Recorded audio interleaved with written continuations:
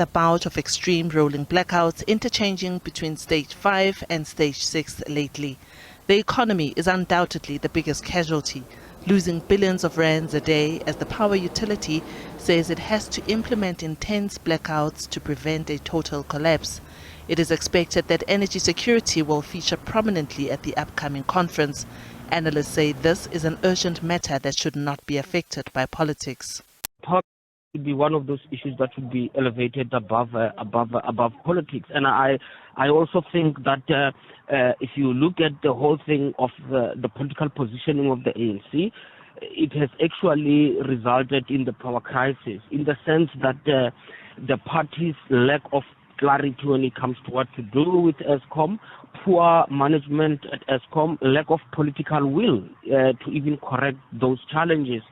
It's one of those are some of the causal things that emerge from within the ANC. The ANC has made pronouncements in the past, and I believe that it is the same pronouncements that are going to be repeated at the conference.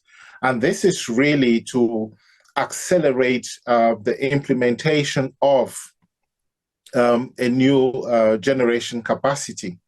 And rapid expansion of generation capacity, according to the ANC, means cutting red tape very quickly in order to award new independent power producer procurement contracts.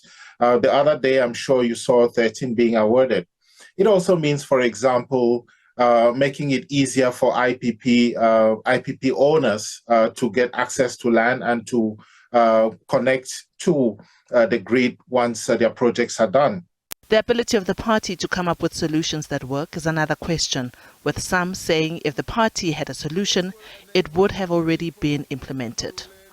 I think that the problem is quite enormous, and I think there is no question in that where we are is because of many failed intervention by the ANC in correcting these own challenges, in as part of self-correction as well. So it will be difficult to harbor ideas that there will be, for some reasons that are inexplicable, a sudden renewal of hope or a sudden strengthening of will on the side of the ANC to deal with this. I mean, I cannot imagine how much of a crisis is not having electricity. It's on its own, it's already a deep crisis that I cannot imagine what's worse. So one just end up saying if there were a solution inside, that should have already been implemented. Dr. Ngam says, contrary to popular belief, the ANC has not failed.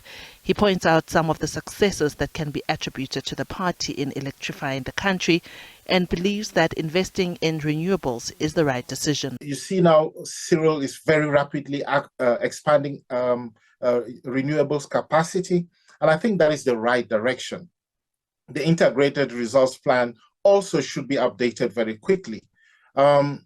Some mistakes have certainly been made, but to say that the ANC has completely failed for about 25 odd years is completely false. In its statement, the Black Business Council says, whilst it supports the diversification of the energy mix, it does not believe more wind and solar energy will end blackouts. It further says it has sharply raised the incapacity and incompetence of the Eskom CEO and COO and pleads with the governing party to instruct the board of Eskom to remove them. It warns that the blackouts will continue to erode the confidence of business and investors in South Africa, and as such, the economic reconstruction and recovery plan will not be achieved. Diabosito, SABC News, Johannesburg.